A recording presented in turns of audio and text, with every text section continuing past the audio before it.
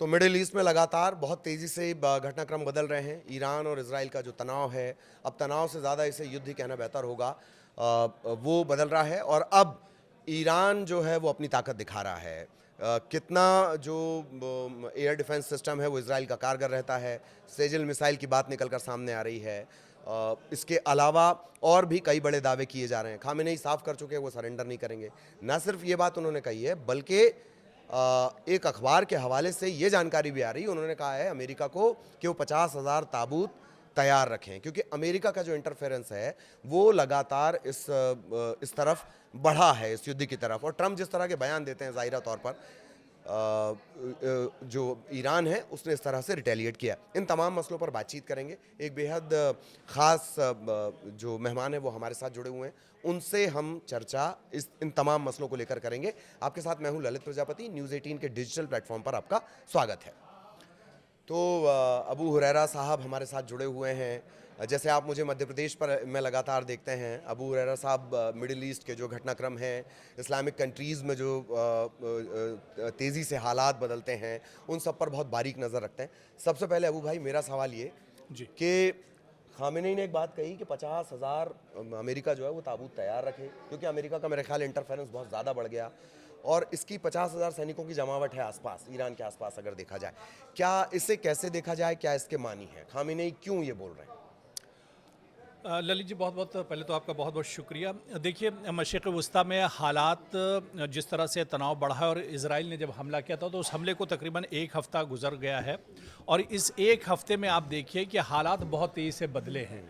फ़तह मिज़ाइल जो ईरान की है, ये बहुत अहम मिज़ाइल है। अब उसमें चाहे जुल्फ़िकार मिज़ाइल की बात कर लें, अशहीदी मिज़ाइल की बात कर लें, सेजिल मिज़ाइल जिसका जो अभी ज़िक्र हुआ, जिसका अटैक किया है, और इसके अलावा जो हाइपरसोनिक ये मिज़ाइल जो फ़तेह जिसकी हम बात कर रहे हैं, तो अभी जो हमला किया इसमें ख़बर आ रही कि सेजिल मिज़ाइल और फ़तेह और इसके अलावा ये सब हाइपरसोनिक मिज़ाइल इनका एक तरह से इस्तेमाल किया है।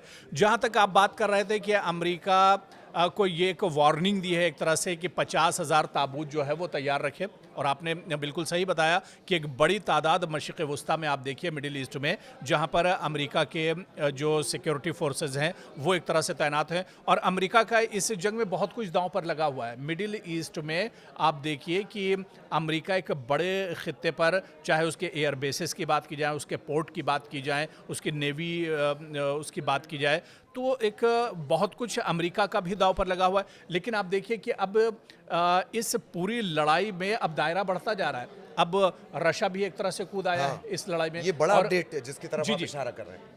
पुतिन ने बिल्कुल वार्न किया है अमेरिका को, आप फौजी अगर कार्रवाई करेंगे तो फिर बहुत बड़ा बवाल हो जाएगा। ये सीधे सीधे पुतिन ने वार्न किया। और देखिए, रशिया जो है अभी जंग की हालत में है, जिस तरह से रशिया में अभी जंग चल रही है, तो ऐसे में और जो आप 50,000 ताबूत की बात कर रहे हैं, देखिए ईरान इतनी बड़ी ताकत नहीं है और इजराइल भी ये एक तरह से मान रहा था कि एटमी ताकत बनाने की कगार पे ज़रूर है और ये एक बड़ा ख़तरा दुनिया के लिए ईरान हो सकता है। लेकिन अगर ललित जी आप देखिए तो हमेशा से तो इसके ऊपर पाबंदियाँ रही ईरान के ऊपर हमेशा से तो पाबंदियाँ रही हैं। और ये हमेशा से कहा जाता रहा है कि ईरान जो है वो एटमी मतलब बना रहा है, हथियार बना रहा है इसके ऊपर, लेकिन हमेशा से पाबंदियाँ रही हैं। लेकिन अब जो चीज़ें निकल कर आ रही हैं, जैसे हाइपरसोनिक मिसाइल का यूज़ कर रहा है, तो दुनिया के अब कान खड़े हो रहे हैं कि क्या इसमें कहीं ना कहीं सच्चाई भी है।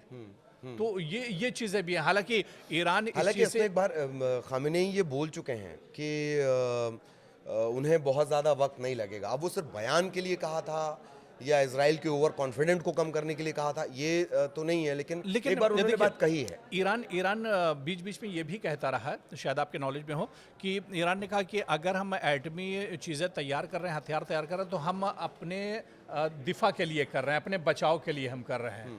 और उसने मिसाल दी, उसने बाकायदा इजराइल की मिसाल दी कि इजराइल खुद एटमी ताकत है, उसके पास एटमी हथियार हैं और वो जिस तरह से अपने बचाव की बात कर रहा है, तो ऐसे में अब यहाँ पर ईरान ने भी कहा है, तो कहीं ना कहीं मतलब एटमी ताकत है। तो जिस तरह से आप देखिए तेहरान के नॉर्थ में, जहाँ पर पहाड़ियों के नीचे तकरीबन 90 मीटर के नीचे, या और भी बताया जाता है कि 200 मीटर के नीचे बाकायदा एक बहुत बहुत बड़ी सी टनल बनी हुई है और उसके नीचे इनका पूरी एटमी जो है वो और इजराइल कार्रवाई शायद चल उसी रही को है। बार-बार टारगेट और करने की कोशिश कर रहा है। इजराइल उसी को टारगेट कर रहा है बार बार। जी जी।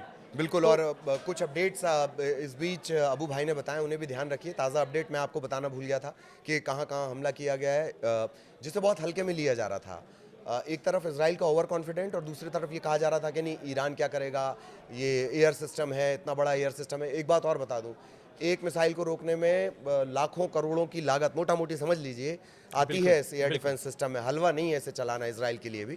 खैर, एक बात और, हम सरेंडर नहीं करेंगे। जब खामेनेई ये कह दें, मतलब ये वो वाली बात आ गई कि नहीं अब यार या पार, भले ही हम छोटे हैं, भले ही हमारे साथ कोई है नहीं, कोई साफ तौर पर हमारे साथ नहीं दिखा रहा है। जैसे अमेरिका, ये ट्रिक्स है ना एक तरह से। आप कह रहे हो बात करेंगे बात करेंगे बात करेंगे, और उधर अंदर खाने से आप इजराइल को सपोर्ट भी करते जा रहे हैं, भले ही विश्व बिरादरी के सामने ना बोलें। तो ये बात कह देना कि हम सरेंडर नहीं करेंगे, ये क्या आर पार वाला मूड है ईरान का? देखिए, इस बार जो सूरत हाल है, जो तस्वीर है मशरिक़ वस्ता में, वो ललित जी बहुत बदली हुई है। आप देखिए, आप इस चीज़ को तो मानेंगे कि इज़राइल से और ईरान की जो दूरी है 1700-1800 किलोमीटर की दूरी है, मतलब ये दूरी कम नहीं होती है। एक मुल्क से अगर इज़राइल अपने मुल्क से ईरान पर अटैक कर रहा है तो ये काफ़ी दूरी होती है। लेकिन इस मामले में आप ईरान को देखिए तो ईरान के कई छोटे छोटे जो ग्रुप हैं वो इज़राइल के बॉर्डर के आसपास बसे हुए हैं। और इसमें चाहे शाम की आप बात कर लीजिए, सीरिया की आप चाहे बात कर लीजिए, उधर से ईरान को सपोर्ट मिलता है। हूसी जो है यमन से पूरा सपोर्ट ईरान को मिलता है। और हूसी जो एक बहुत मजबूत है। आप देखिए कि जब से हमास के दरमियान लड़ाई हुई थी और जंग चल रही थी, गजा में अटैक कर रहा था, तो सबसे ज़्यादा जो इजराइल को परेशान कर रहा था वो हूसी लड़ाकू थे।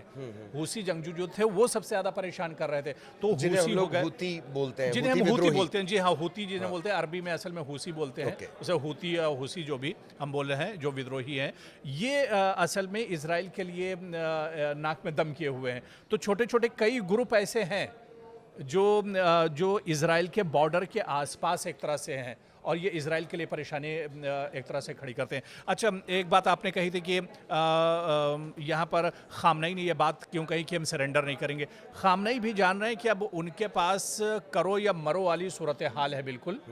और एक ज़माने से जंग की हालत में ईरान रहा है। आप देखिए कि पिछले कुछ महीने पहले जाइए, अप्रैल में या 8-9 महीने पहले भी इस तरह की कशीदगी देखी गई थी। लेकिन हिंदुस्तान में उस वक्त चुनाव चल रहे थे या कोई बड़ा कैंपेन चल रहा था मोदी जी का, जिसकी वजह से हम लोग मिडिल ईस्ट पे नहीं गए थे और हम लोग मोदी जी को दिखा रहे थे। तो इससे बड़ा अटैक ईरान ने एक तरह से किया था। तो ईरान तो हमेशा से एक तरह से जंग की हालत में रहा है और इजराइल भी कुछ इसी तरह के हालात से पिछले कई सालों से गुजर रहा है। असल में ये बात खामनेई इस वजह से कह रहे हैं, जो पहला अटैक ईरान ने किया है उसमें ईरान का जानी जो नुकसान हुआ बड़ा कीमती था। चाहे जिस तरह से खामनेई कह रहे हैं कि उनके कई बड़े साइंटिस्ट मारे गए, उनके कई बड़े फौजी डिफेंस जो थे अफसर वो एक तरह से मारे गए। तो इस वजह से अब वो ये दिखाना चाह रहे हैं कि हम कमज़ोरी, बल्कि खामनेई ने अपने बयान में कहा है कि हम तनहा हैं, कमज़ोर हैं, लेकिन बुज़दिल नहीं हैं। हम इस बार पीछे हटने वाले नहीं हैं। और खामनेई बार बार ये कह रहे हैं, कल का आप उनका बयान देखिए, खामनेई ने फिर कहा है कि ये जंग शुरू इजराइल ने की थी और ख़त्म इसे हम करेंगे। तो कहीं ना कहीं अच्छा एक सपोर्ट भी आप देख लीजिए, चाइना भी कहीं ना कहीं ईरान के साथ एक तरह से खड़ा हुआ है। क्योंकि अमेरिका, जो बात आपने कही थी कि अमेरिका कहीं ना कहीं बैक से ही सही, लेकिन सपोर्ट तो इजराइल का अमेरिका कर रहा है, वो उसकी कमज़ोरी आप कह लीजिए या ज़रूरी समझ लीजिए। लेकिन अगर अमेरिका इजराइल के साथ जाता है तो आप ये समझिए चाइना, रशिया, ये सारे जो कंट्रीज़ हैं ये फिर ईरान के साथ आएंगे। किंग जॉन, मुझे अचानक से याद आया, उनका क्या कुछ रोल हो सकता है इन तमाम जो समीकरण बन रहे हैं इन सब के बीच? नहीं, अब उनका भी देखिए, क्योंकि किम जोंग उन ने भी बिल्कुल खुल के कहा था कि हम ईरान के साथ खड़े हैं और अगर कोई फौजी कार्रवाई अगर इस तरह से होती है तो फिर मतलब इस जंग का दायरा बढ़ सकता है। मतलब आप देखिए ना कि पूरी अमेरिका का दखल इसे आलमी और सतह ज़्यादा पर क्रिटिकल बना रहा है। अमेरिका का दखल इसे बहुत क्रिटिकल बना रहा है। बिल्कुल सही आप कह रहे हैं। और आप ये देखिए ना, अगर अमेरिका खुल के आता है, अभी तक ट्रम्प पूरे तौर से खुल के नहीं आ रहे, वो ईरान को धमकी दे रहे हैं, खामनेई को धमकी दे रहे हैं, बल्कि उन्होंने ये भी कहा कि अब बातचीत का दौर एक तरह से ख़त्म हो चुका है। अब अच्छा, आप ये देखिए कि ट्रम्प की जो बात होती है वो डील पे आके रुक जाती है और एक बार फिर वो चाह रहे हैं कि अब अमेरिका यहाँ पर डील करे। तो मतलब आप देखिए कि अब यहाँ पर भी वो डील ही एक तरह से देख रहे हैं। ये विशुद्ध मुझे शुरुआत से अमेरिका का मैं कहता रहा हूँ, कभी कभी सटायर में मैं कहता रहा हूँ कि इन्हें सिर्फ और सिर्फ प्यारा है तो धंधा। और धंधा, बिल्कुल। ट्रम्प चुने हुए लोकतंत्र के वो उस राष्ट्रपति की तरह, ये अखबार को कोट कर रहा हूँ मैं, चुने हुए राष्ट्रपति की तरह उनका व्यवहार कम लगता है। ऐसा लगता है कोई कारोबारी अपने बिजनेस एम्पायर को बढ़ाने की बातें कर रहा है ट्रम्प की जब बात की जाए। दूसरा, कभी कभी उन्हें देखकर ये भी लगता है कि वो दक्षिण भारत की फिल्में बहुत देखते हैं। डायलॉग्स देना, डायलॉग्स पे डायलॉग्स देना और पिछले डायलॉग को भूल जाना, इस तरह की उनकी स्थितियां होती हैं। वैसे आपने एक बात गौर की होगी कि अबू भाई जब उर्दू या फारसी का इस्तेमाल करते हैं तो आपको अंदर से कसक उठने लगती है कि कोई इतनी खूबसूरती से कैसे इस्तेमाल कर सकता है। अबू भाई, फाइनल कमेंट, क्या कुछ आपको लग रहा है इन सब के बीच कोई इंपॉर्टेंट टॉपिक अगर छूट रहा हो इस मिडिल ईस्ट के तनाव के बीच, ईरान इजराइल को लेकर? देखिए, सूरत हाल जो एक हफ्ते की है, तो इसमें आप देखिए जिस तरह से ट्रंप ने कहा है कि कुछ बड़ा होने वाला है, इसी हफ्ते कुछ बड़ा होगा या आने वाले चंद दिनों में कुछ बड़ा होगा। तो ट्रंप की इस बात पर कितना भरोसा किया जाए या आगे चल के क्या कुछ होने वाला है, सिर्फ ये आप कहिए कि एक गीदड़ भभकी है, एक बयानबाजी है जंग के बीच में, या वाकई में कुछ होगा। लेकिन वो साउथ की फिल्मों का डायलॉग। बिल्कुल।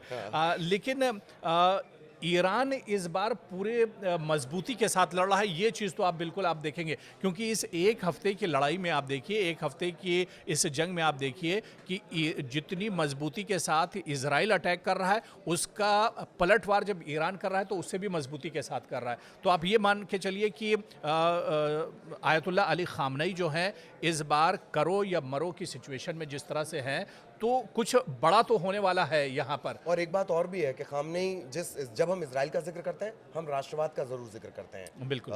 यहूदी राष्ट्रवाद की हम ज़रूर बात करते हैं। खामनेई काफ़ी हद तक अपनी आवाम को अपने साथ लाने में, वो हर चीज़ को वो जैसे शब्दों का इस्तेमाल कर रहे हैं, वो शहीद शब्द का इस्तेमाल कर रहे हैं, वो पब्लिक को जोड़ पा रहे हैं और अभी तक पब्लिक लग रही है, क्योंकि इजराइल में बहुत विरोध है नेतन्याहू का। बिल्कुल यूनिटी की बात कर रहे हैं, इत्तेहाद, और इत्तेहाद में मुस्लिम कौम में इत्तेहाद की बात कर रहे हैं। देखिए, अब वो शिया सुन्नी में हम जाएंगे तो बात बहुत लंबी हो जाएगी, लेकिन वो इत्तेहाद की बात कर रहे हैं, यूनिटी की बात कर रहे हैं। और जितने भी उनके मैसेजेस आ रहे हैं, कल भी टीवी पर वो लाइव आए थे और उनका जो बयान आया था उसमें भी वो मुस्लिम कौम के इत्तेहाद की बात कर रहे थे। मतलब वो तमाम मुस्लिम देशों को एक तरह से जोड़ने की बात यहाँ पर कर रहे हैं, चाहे वो सऊदी हो, टर्की हो और सीरिया हो, जो भी कंट्रीज़ मतलब मिडिल ईस्ट में है या इस्लामिक जो कंट्रीज़ हैं, उनको जोड़ने की बात कर रहे हैं। तो मतलब खामनेई काफ़ी आगे से इस बार चल रहे हैं, और इस बार कुछ ना कुछ मुझे लग रहा है कि एक नतीजे पर ये जंग पहुंचेगी। इस बार ऐसा नहीं कि इजराइल ने शुरू किया है तो ये मतलब एक लड़ाई तक ही महदूद रह जाएगी, बल्कि इसके नतीजे जो हैं वो बहुत दूर तक जाएंगे, और इसके जो असरात हैं जिसे कहते हैं वो बहुत दूर तक जाएंगे, बहुत दूर तक जाएंगे। यही दरअसल मार्के की बात है। हर तरह से, वो सामाजिक कह लीजिए, वैश्विक कह लीजिए, हर परिस्थिति पर उसका असर पड़ेगा। मिडिल ईस्ट को लेकर या ये जो जंग चल रही है इसे लेकर आगे भी हम अबू भाई के साथ जुड़ेंगे और इसी तरह से आप तक अपडेट पहुंचाएंगे, असर पहुंचाएंगे, इफेक्ट पहुंचाएंगे। फिलहाल दोनों को इजाज़त दीजिए। नमस्कार। आदाब।